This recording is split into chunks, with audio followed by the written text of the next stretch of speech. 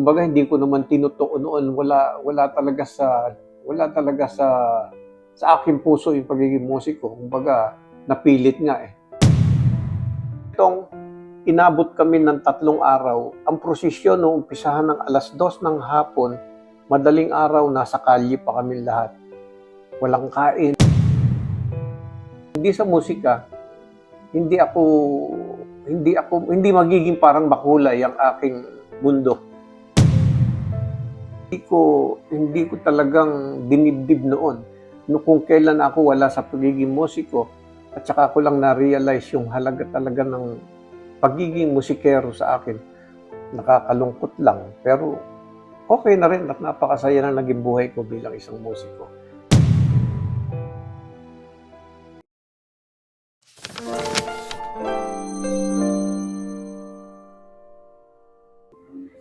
Magandang umaga sa inyong lahat, mga kamusikero.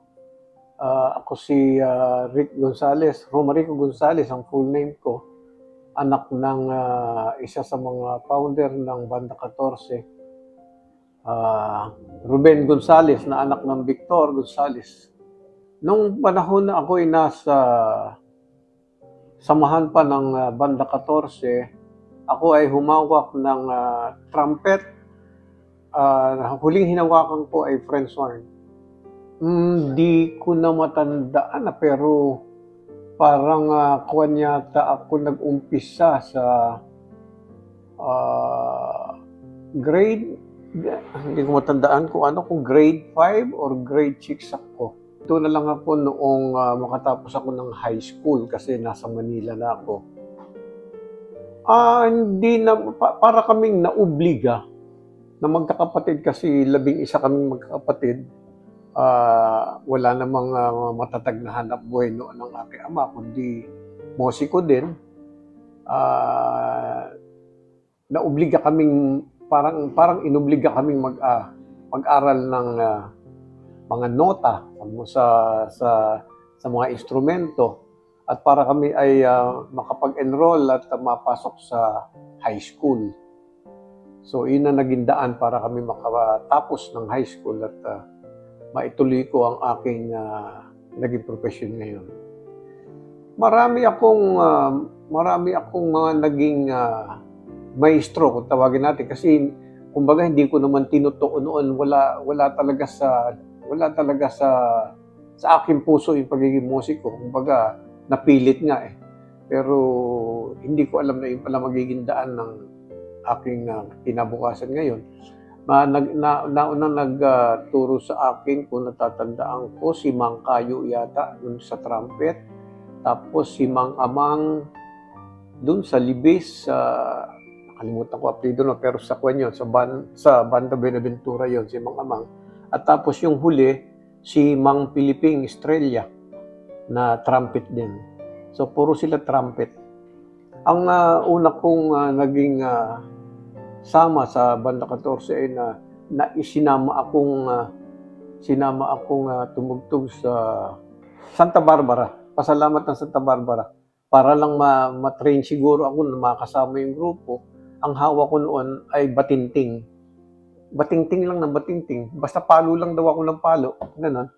Tapos, ang sumunod na sama ko na ay nagulat na ako kasi first time kong makasama sa Manila sa may tapat na UST sa Muret Street.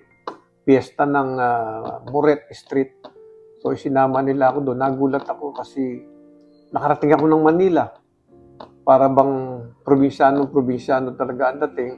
At andun yung takot kasi nung time na yon, nandoon na ngayon yung sikat noon na Lapi ang Malaya, yung kay Valentin de los Santos, na ang hawak ay puro tabak. Sabi nila, papalusob daw sa Manila, nandoon kami tumutugtog.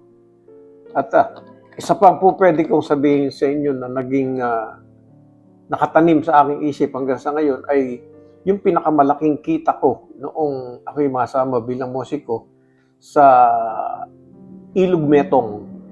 Sa Ilog Metong, inabot kami ng 3 araw. Ang prosesyon nung umpisahan ng 2:00 ng hapon, madaling araw nasa kalye pa kami lahat. Walang kain. Kaya lang kami makakakain. Ang sabi sa amin noong may papiesta, pag nahinto yung prosesyon, manghingi na lang kayo ng makakain doon sa katapat na bahay.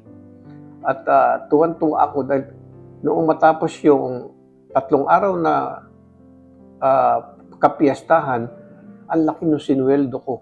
2 pesos and 50 centavos. Pinakamalaki na yun. Ay, malaki ang nagawa sa akin ng Banda 14 ang kahulugan. Kasi iyan ang bumuhay sa buong pamilya namin hanggang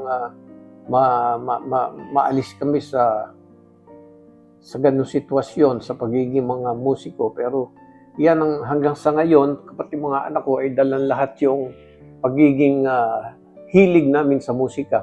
Ultimo sa apo ko ngayon, si Andre Rio ngayon ang talagang nagiging favorite ng aking apo. Pati ako, lahat, mga sasakyan ko, bahay, mga kwarto, sa clinic, puro Andre Rio, puro instrumental, Henry Mancini, lahat ng magagandang mga composer at mga kila Philip Sousa, John Philip Sousa.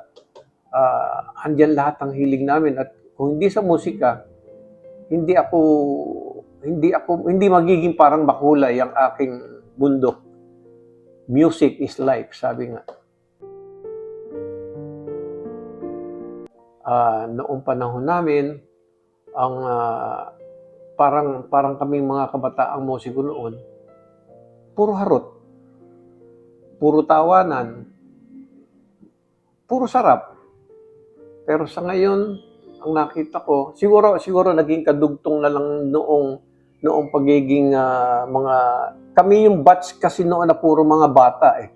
Hanggang kami yung mga kauna-unahang mga musiko na nakagraduate ng high school, na nakapag-college.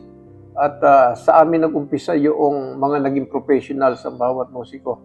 So ngayon naman nakita ko lahat yung pag-unlad ng bawat mga anak-anak ng mga musikero noon na kasama ko, na talagang ang magaganda ang naging mga buhay, magaganda ang mga naging ambisyon na naging kanilang mga tinahak.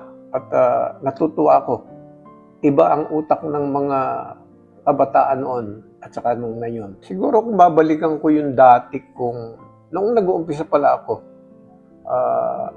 siguro dapat dinibdib ko ng husto kasi hindi ko talagang dinibdib noon.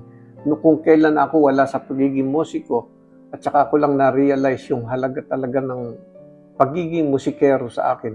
Gustong-gusto kong matuto ngayon ng husto kung paano kong maging dalubhasa doon sa aking instrumentong mga ginamit at maiba pang instrumentong gusto kong matutuhan para maipamana ko sa aking mga apo, mga anak. Anyway, ngayon, mga anak ko kahit hindi turuan, kani-kanya silang alam ng mga, kumbaga, meron silang isang grupo o tawagin nating combo na walang nagturo sa kanila. Lahat sila natutong tumugtog ng iba-ibang instrumento sa kanilang siguro sa dugo na nakuha para sa mga Gonzales. Sana nung panahon na yon ay talagang pinaghusay ko. Nakakalungkot lang, pero okay na rin at napakasaya na naging buhay ko bilang isang musiko. Maraming alaalang naiwan sa akin at maraming alaalang gustong-gusto kong balikan. Sa ngayon, ako ay 46 years nang nagpa-practice ng dentistry at siguro malapit-lapit na akong mag-retire at andito ang aking anak para pumalit sa akin. Pero hanggang sa ngayon, music pa rin ang aking gusto. Ito po si Dr. Romarico Gonzales at bilang isang trumpeter noong panahon na yon, bumabati ako sa mga naging kasamahan ko at sa mga kabataan ngayon na talagang na-in love sa pagiging musikero. Maligayang pagbati sa ating ika-112 year anniversary ng Banda 14. Aming mga ninuno na nagtatag ng Banda 14.